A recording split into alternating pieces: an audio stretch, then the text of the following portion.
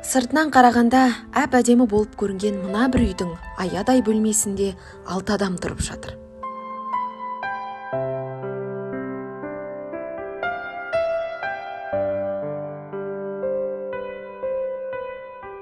Ең қиыны күйбең тірліктің қамытын киген көп балалана аты жаман ауруға шалдыққан. Дәрігердің қойған диагнозы сол жақ сүт безінің обыры.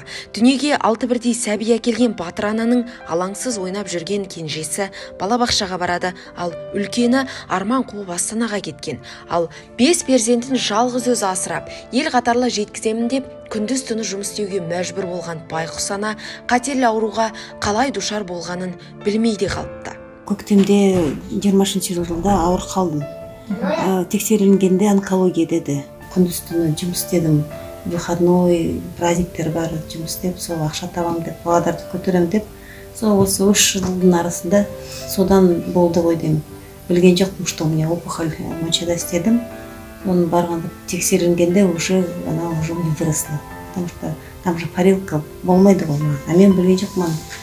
Осыған дейін апатты үйде тұрған оларға әкімдік жалға пәтер берген және уақытша болса да паналап жүрген бұл үйден қашан шығып қалатындарын да білмейді. Айтуынша, үй кезегі келгенше бұл үйді пана етсе болады. Алайда Альмираның кезегі жеткенше ауру одан ары асқынып кетуі мүмкін. Альмира соған қапалы. Өйткені қатерлі қанша ем алғанымен аурудан құлан таза жазылып кеттім дей алмайды. Баспана бізде аренда временно берген ЖКХ-дан маған ипотека бергісі келеді. Мен оны төлей алмаймын, қорқам ипотеканы алуға. Ал арендаға қанша төлейсіздер айына? Айында, получается, 3.000 плюс квартплата 15 тысяч вообще. 13 жыл бойы бірге тұрған жолдасы ішімдікке салынып кеткен, бірақ алимент төлеп тұрады.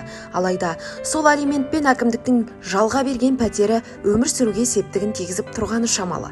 Осыған дейін еден жуса да өз нәпақасын тауып жүрген Альмира енді жұмысқа да орналаса алмайды. Ауыр жұмыс істесе болғаны басы айналып жағдайы нашарлайды екен. Жұмыс істемеймін қазір. Инвалидностьқа шықтым. Бұрынғы секілді уже жұмыс істей алмаймын. Бұрынғы менің жұмыстарым бары физически труд болған, жинап, нетіп, енді мына жағым уже не рабочий қолым, уже инвалидность болып қалды. Соны балаларды ойлаймын, ертең далада қалмасын деп, жай баладар, көмектесетін ешкім жоқ. Балалар үшін шыр-пыр болып жүрген ананың қазір бір ғана арманы бар. Ол баспаналы болу. Бауыр еті баласының тағдырын өз өмірінен артық қойған аналардың жаны қандай нәзік болса, рухы да сондай мықты ғой шіркін. Бүгін осыған тағы бір мәрте көзіміз жетті. Жанарынан үміт пен қорқынышты, сенім мен дәрменсіздікті байқадық. Көңілде бір ғана тілек қалды.